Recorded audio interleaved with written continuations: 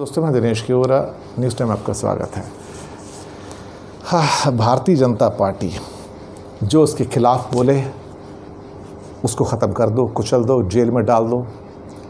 एक बहुत बड़े भारत के एक प्रोफेसर हैं, प्रोफेसर प्रताप भानु मेहता, जो अशोका यूनिवर्सिटी, जो प्राइवेट यूनिवर्सिटीज़ में टॉप की यूनिवर्सिटी इंडिया की, एकेडमिक फ्रीडम थी, सब कुछ था। और साथ में उनके एक और आर्थिक सलाहकार जो भारत के भी रह चुके हैं, अरविंद सुब्रमण्यम, उन्होंने इस्तीफ़ा दे दिया। और इस्तीफ़ा इसलिए दिया कि अब यहाँ पर एकेडमिक फ्रीडम नहीं है, कुचल दी गई है। और प्रताप भानु मेहता से जो इसके प्रमोटीज़ और जो ट्रस्टीज़ हैं, जिसमें बड़े बड़े नाम हैं, उनका कहना है कि you are a political liability for us. इसमें राकेश झुनझुनवाला भी है। बहुत सारे लोग ऐसे हैं जिसके ऊपर इंडियन एक्सप्रेस के कॉलम के अंदर यहाँ तक लिखा हो गया कि ये सारे जो ट्रस्टी, जो 100 से ज़्यादा हैं, उनसे भारतीय जनता पार्टी की सरकार ने प्रेशर डाल के कहा कि झुक जाओ, और ये लोग झुकने की बजाय घुटनों के बल चलने शुरू हो गए। यानी कि भारत के लिए इससे बड़ी बदनामी कुछ नहीं हो सकती। एक मदमस्त हाथी की तरह कैसे डेमोक्रेसी को कुचला जाता है, हिंदुस्तान में ये हो रहा है। हिंदुस्तान इंटेलेक्चुअली भी पिछड़ जाएगा, इकोनॉमिकली पिछड़ा हुआ है। हमारी सरकार इंटेलेक्चुअली भी बैकवर्ड है, इकोनॉमिकली भी बैकवर्ड है, सोच भी बैकवर्ड है। और इन जैसे लोग भारत को बैकवर्ड ही रखेंगे, पिछड़ा हुए रखेंगे। ये किसी भी किस्म की फ्रीडम को बर्दाश्त नहीं कर सकते हैं। अरविंद सुब्रमण्यम ने कहा कि यहाँ पर किसी को कुछ बोलने की आज़ादी नहीं है। प्रताप भानु मेहता ने सरकार को क्रिटिसाइज़ किया और उनको ये इंस्टीट्यूशन छोड़नी पड़ गई और उन्हें इस्तीफ़ा देना पड़ गया। प्रताप भानु मेहता ने अपने कई आर्टिकल्स में केंद्र सरकार की तीखी आलोचना की। और अशोका यूनिवर्सिटी की जो वाइस चांसलर थी, मालविका सरकार ने कहा, उन्होंने कहा कि आप ये पद छोड़ दीजिए। और हमारे ट्रस्टीज़ जितने बड़े बड़े लोग हैं, उनका कहना है कि आप हमारे लिए पॉलिटिकल लाइबिलिटी बन चुके हैं। कांग्रेस की महासचिव प्रियंका गांधी ने इस इस्तीफे को लेकर केंद्र सरकार पर हमला तो बोला है, लेकिन आज जो कंडीशन आ गई है तानाशाही की, और जिस ढंग से भारत के इंटेलेक्चुअल्स, मैं आपको बताऊं, अरविंद सुब्रमण्यम और प्रताप भानु मेहता इंडिया के टॉप इंटेलेक्चुअल्स हैं, लेकिन ये सरकार इंटेलेक्चुअल्स नहीं चाहती है। ये सरकार भारत को गंवार रखना चाहती है, इलिटरेट रखना चाहती है और अनएजुकेटेड रखना चाहती है। कौन सी ऐसी सरकार होगी जो अपने छोटे स्कूलों के 15 लाख टीचर्स के जो पोस्ट हैं उनको वैकेंट रखेगी? एक सवाल है। कितने पद? 15 lakh sanction posts of teachers are vacant in India.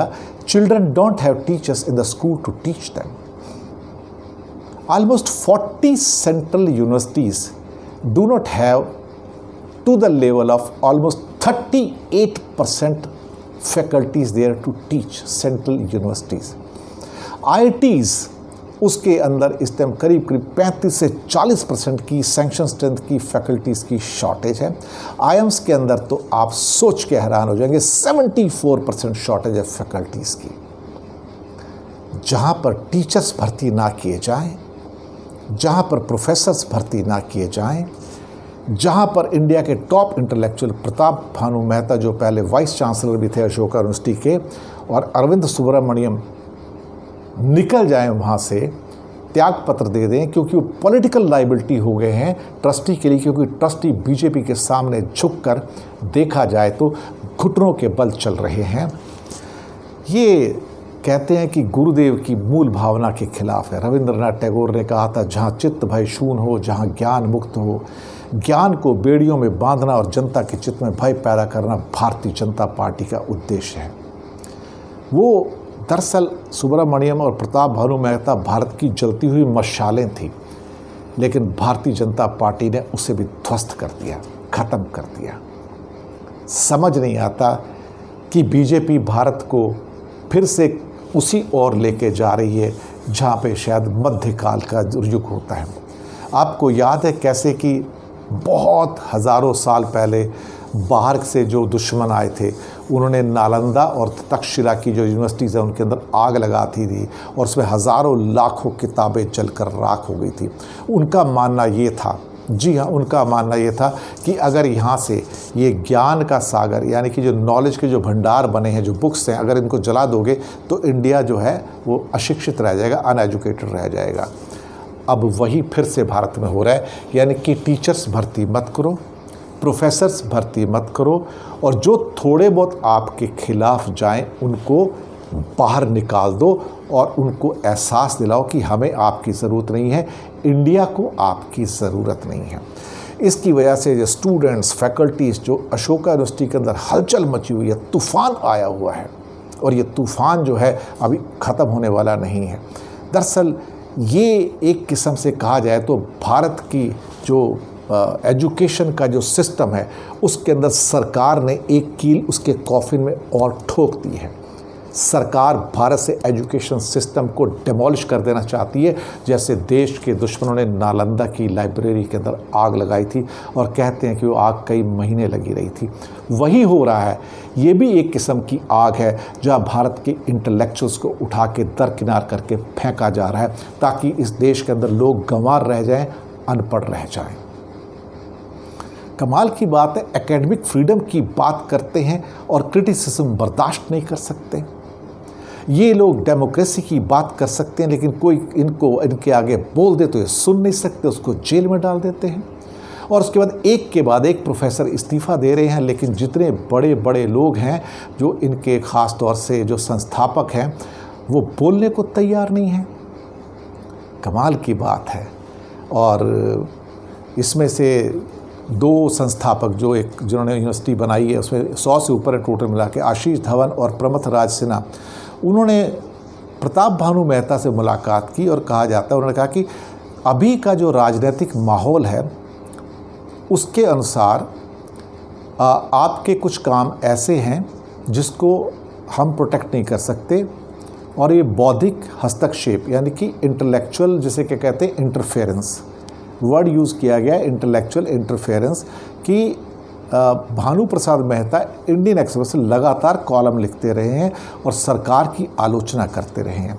और ये इशारा उनके जो लेटर में है वो भी मिलता है। उन्होंने लेटर में क्या लिखा, अब एक राजनीति के समर्थन में मेरा सार्वजनिक लेखन जो आज़ादी के कॉन्स्टिट्यूशनल वैल्यूज़ में और नागरिकों को सम्मान देने की कोशिश करता है, विश्वविद्यालय के लिए जोखिम के रूप में लिया गया है।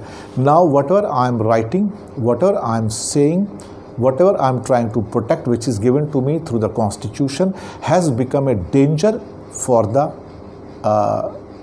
institution and the country। Pratap Bhanu Mehta फिर आगे कहते हैं कि मेरे लिए अशोक को छोड़ने का वक्त आ गया है। बोलते हैं कि एक अच्छे विश्वविद्यालय को, यूनिवर्सिटी को फलने फूलने के लिए एक लिबरल पॉलिटिकल और सोशल बैकग्राउंड चाहिए, और मुझे उम्मीद है कि ऐसा कुछ होगा, लेकिन फ़िलहाल देखा जाए तो बात बनती नज़र नहीं आ रही है। और इन दोनों ने अभी अपने आप को इंस्टीट्यूशन से इस्तीफ़ा देकर अलग कर लिया है। अरविंद सुब्रमण्यम बड़े इकॉनमिस्ट हैं, उम्मीद की जाती थी कि वो आके कुछ करेंगे, लेकिन अभी वो भी वहाँ से बाहर निकल गए। इसके ऊपर स्टूडेंट्स में बहुत गुस्सा है, जो बाकी फैकल्टीज़ हैं उनमें गुस्सा है, लेकिन जितने भी बड़े बड़े जो ख़ास तौर से राकेश झुनझुनवाला जैसे, सब्बरवाल जैसे और बाकी जिन्होंने पैसे लगाए हैं, वो सरकार के सामने अब घुटनों के बल चल रहे हैं। घुटनों के बल मैं आपसे कह रहा हूँ कि वो चल रहे हैं। भारत के अंदर इंटेलेक्चुअल्स की इतनी बड़ी इंसर्ट, ये मुझे सिर्फ उसी बात को याद दिलाती है कि नालंदा की जो लाइब्रेरीज़ थी उसको जला दिया गया था, नष्ट कर दिया गया था। अब फिर भारत के अंदर जो इंटेलेक्चुअल वेल्थ है उसको देखा जाए तो समाप्त करने का बीड़ा भारतीय जनता पार्टी ने लिया है। इस सरकार के अंदर देखा जाए तो कई लोगों के ऊपर प्रश्न चिन्ह उठे थे। अगर आपको याद होगा, मैं नाम नहीं लूँगा, जिनकी डिग्रियों के ऊपर डाउट किए गए थे। 4वीं क्लास पास हैं, 8वीं पास है, 12वीं है, 14वीं पास है, नहीं पता है। फिर कौन से नकली सर्टिफिकेट बनवाए गए ये भी नहीं पता। जिस सरकार के अंदर लोगों को अपनी डिग्रीज़ करना पता हो, शिक्षा करना पता हो, उनके हाथों में देश अगर आता है तो वो देश का यही हाल होगा।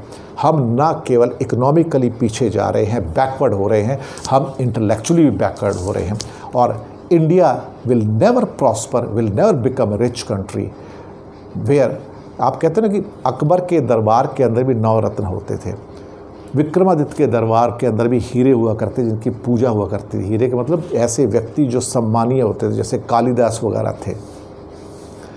लेकिन जिस देश में इनकी इज्जत नहीं होती है, जो बड़े बड़े इंटेलेक्चुअल्स हैं, वो देश बर्बाद हो जाते हैं, वो देश नीचे ही जाते हैं। और आप देख रहे हैं कि भारत सिर्फ नीचे जा रहा है, इसके अलावा और कुछ नहीं, क्योंकि ये देश अपने इंटेलेक्चुअल्स की कदर नहीं करता, ये देश अपने जो विद्वानों की कदर नहीं करता। यहाँ पे गवारों की कदर होती है, इसलिए 15 लाख टीचर्स की पोस्ट खाली रहती हैं, 40% सेंट्रल यूनिवर्सिटीज़ की पोस्ट खाली रहती हैं, 74% 74% IIM की पोस्ट खाली रहती हैं, 40% IIT की पोस्ट फैकल्टी की खाली रहती हैं। It's a plan and ploy to keep India uneducated and illiterate by the BJP government. शुक्रिया आपका।